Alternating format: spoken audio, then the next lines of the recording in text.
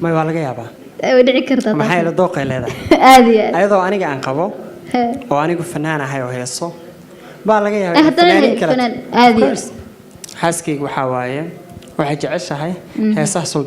Suldaan Seyraar taageertaa عادي fanaan Soomaali عادي maxay la waa nin fanaan ah waa fanaan qaali ah super star ah عادي aniga xitaa waan jecelahay heesiisa laakiin ayada markii laga farxiyo ahaan markii laga hadlaayo waa taageero weyn waa waliba waana loo ogyahay inaan loo ogeyn darnaan lahayd waa ogyahay asaga عادي Suldaan Seyraar waa ogyahay dhigta waa ogyahay inay taageerto عادي ما jirtaa hees ay ka jeceshay Suldaan Seyraar heesiisa oo aad ku aragtay inta badan iyadoo ama dhageysanaysa wallaahi inta ugu badan heesaha uu soo saaro iyada waa dooqeeda way jeceshahay hees walba Suldaan soo saaro jeceshay wallaahi waa saas un baa ku arkay way jeceshahay saas إلا هو سؤال مقطعي هسه أو سلطان سيرار صار ويجعشها ويدقيسته وأنا أمين سنتها وفنان ويجعشها واي لكن ومركه هسه إلا بهس عن أي دقيسته أنت أقبضن أو مقلع مدوا مرحبا ذني لجوجين نلا شوبا معن مالي اللي واتكم مقتي مقالة دوفتين مالي مدواتاس مدنا وحمر بلا حرير تلدا وديو افتينكي حمر بلا اكاسا عادي مرقا انا حرير تلدا افتينكي ضيح بلا عندها مرقا انا مسوي شيء وابا سيتايبا سيفي عن ضيحو example جعل باقي قلي oo waa jacayl hadda kadis igu noqdo aanan filayn inuu iimaan doono sababtu u yimidna waxa waaye qof shalay jeclaa ama gabar shalay jeclay ay dhibaatoon jirtay ay xakaari jirtay ay rafaadi jirtay anna aan fahmi waayo oo garan waayo inaan wanaajiyo oo jacaylkeeda xushmeeyo oo jacaylkeeda soo dhaweeyo oo shalay xumeeyay oo iska buriyay oo xiriirkeeda diiday baan maanta u xiis maantana u xirxiranahay oo laanta noolaan karin qisada heesta waa sax waa qiso rasmi ah oo si rasmi ah u dhacday laakiin waa qiso markii ugu dambeysay laga badbaaday oo la isku xaal gartay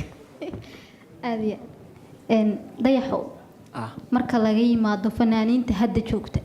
fanaaniintii hore ama kuwii dhintay Allah u naxariisto ama kuwa nool yad ku dayataa oo heesooda jecesha wallaahi aniga sida caadiga ah horta fanaaniintii hore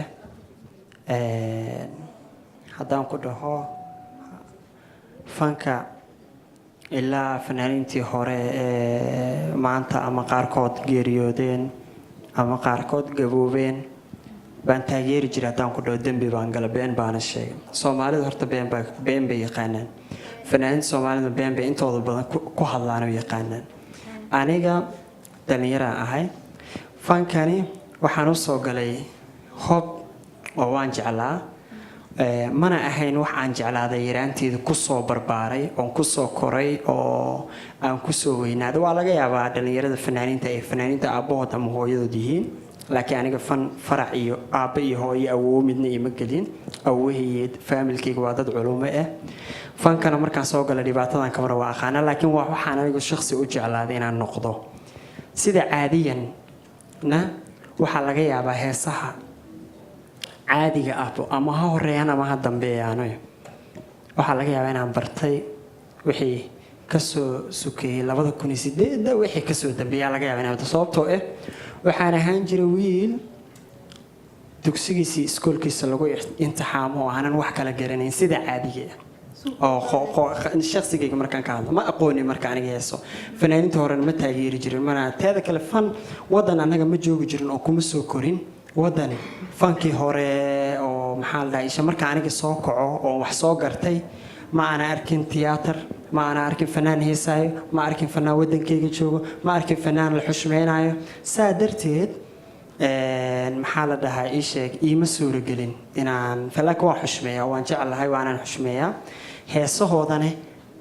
maxaa la ii sheeg way ku soo dhacaan dhageyga oo qaarkood baan wada aqaanaa laakiin sida caadiyan ma jiro markii intaas laga soo haro sida caadiga waxaan aniga jeclahay heesihiisa la foole aan jeclahay boqolkiiba boqol aan ku raaxaystaa waxaan kaloo heesiisa jeclahay cabdi tahliil warsame laakiin ma arkin hadda ka hor cabdi tahliil warsame oo maxaa la sheeg tiyaatarkii heesaya ma aanan tegin sidoo kale la fool waa la kulmay laakiin tiyaatar uu ka heesaya hadda ka hor ma tegin marka waxyaabaha suuragalka ah oo aanan yacni suuragalka noqon karin waxay tahay waxaan aniga hadda dhalinyaradan halkan joogto oo dhan boqolkiiba 80 aniga way taageeri karaan waanay jeclaan karaan waanay hadhow markay fanka ama fanaan noqdaan qofkood markuu fanaan noqdo uu dhihi karaa dayax dulnoshaan taageeri jiray sababtoo ah maslaxan ku heesayo u jeedaa meel aniga leegu xushmeynayo u jeedaa meel maxaa lahaa fanku qiimo ka leeyahay oo anigu qiimo ku leeyahay wuu joogaa wuuna arkaa marka waxa sababi karo waxa aanan sababi karin inaan fanaaniinta hore aqoonsada ama maxaa la ii sheeg aan fankooda taageero sababtaas wadankeena colaado sukeeyo qax dhibaato markii madaxa la soo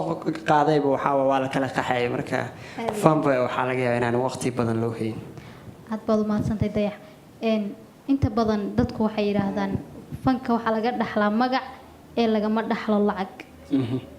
adigu maxaad ka aaminsantahay arrinkaas والله هو سؤال صح فانك صح مقح waa laga dhaxlaa sidoo kalena lacag waa laga dhaxlaa laakiin waa qofku u sameeysan iyo qofkii ku talagalay inuu ka sameeyo for example fanaaniinta Soomaalidu kama dhaxlaan fanaaniinta Soomaalidu waa laga yaabaa inay magac sameeyaan waa laga yaabaa inay magac weyn oo wanaagsan inay sameeyaan dadka oo dhan aqoonsadaan laakiin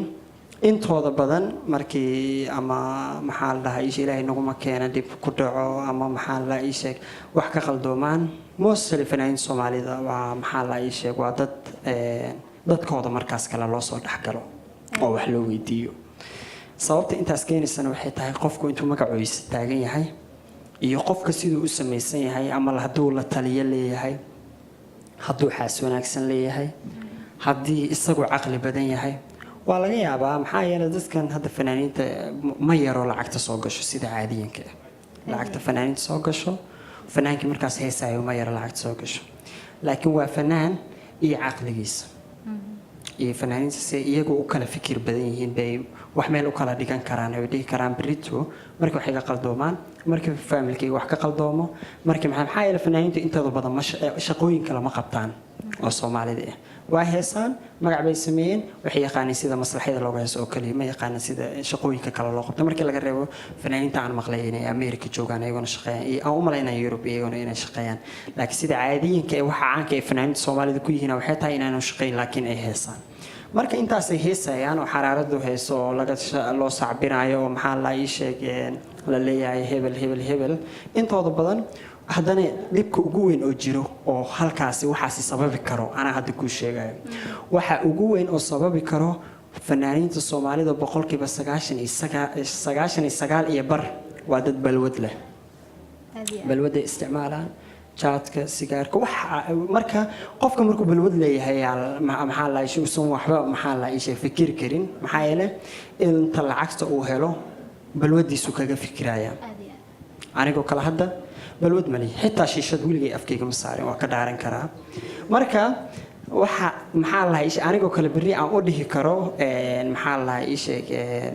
waxbaan meel kala dhigan karaa waxaan u dhihi karo waxay tahay balwad mali maxaa yeelay fankan waxa aan lacag helo waxa laga yaabaa danahayga gaarka inaan ku dhameysto inta kalena haddii inay culays ugu noqoto laga yaabaa meel iska dhigo marka waa kaas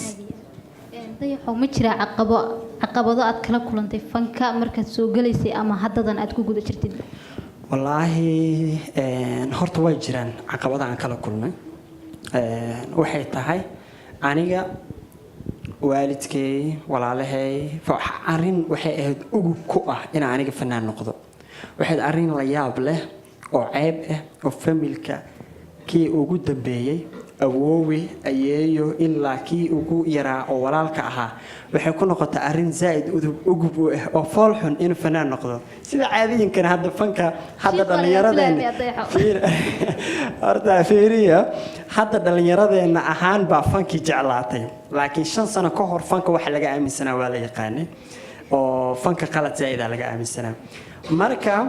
eedeynta ugu weyn waxay dul fuulayso hooyadeen oo qofkii soo wacday see fanaan ma waalatay maxaa cunuga hal xiro waa qaar waxay yiraahdeen hal xiro qaar waxay dhaheen because aniga marka xoogaha waana da'deeda xoogaha saan aaday uga yareed oo hadda wixii 4 sano ka hor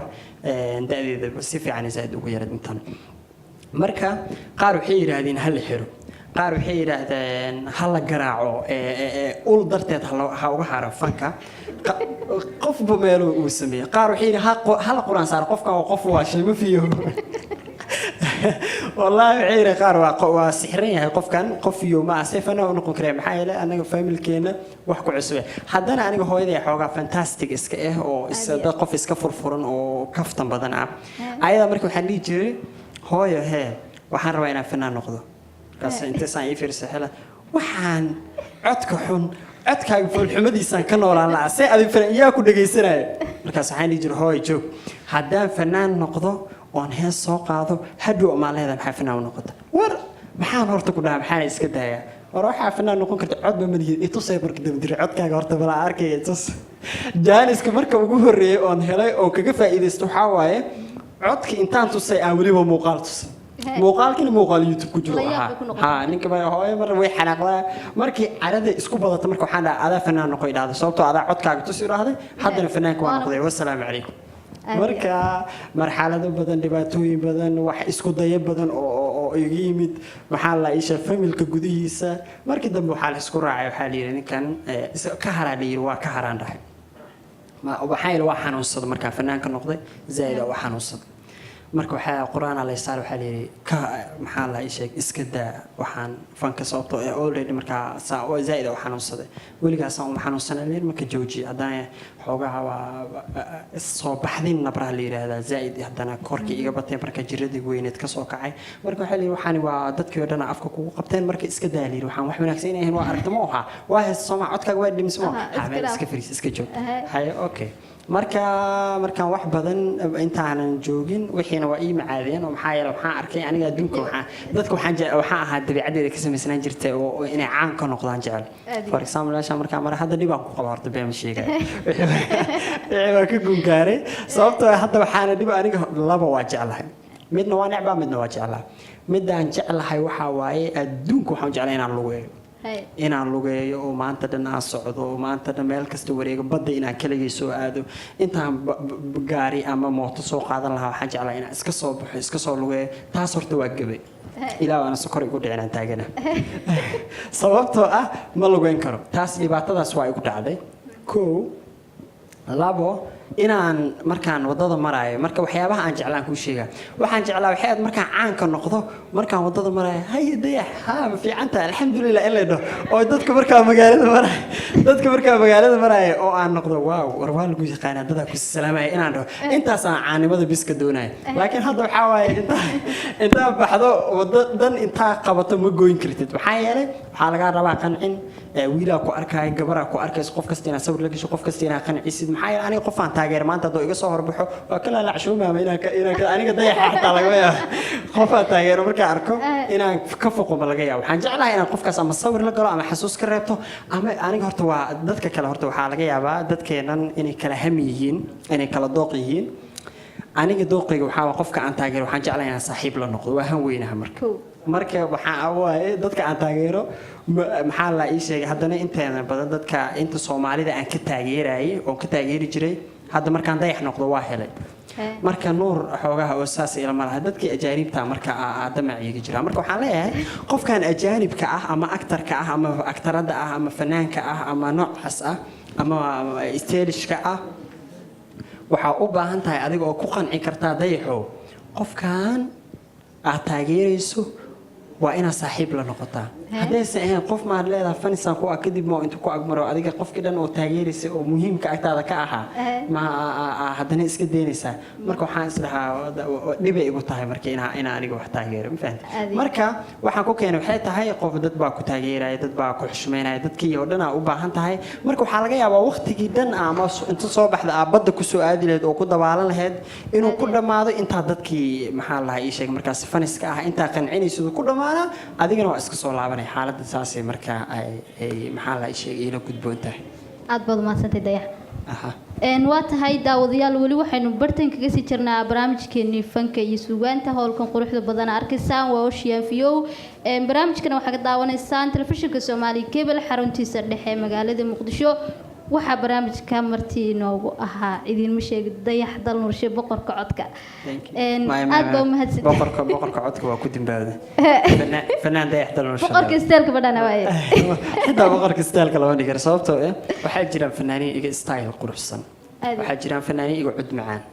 xitaa haddaan anigu style quruxsanahay haddaan cod macaanahay ma jecli inaan isku tilma aniga inaan agteeda ku dhaho aniga horta maanta xoogaa waa dadka xishoodka badan ahaa inaan magaaladii lagu amaaro waa jeclaa laakiin horteeda xoogaa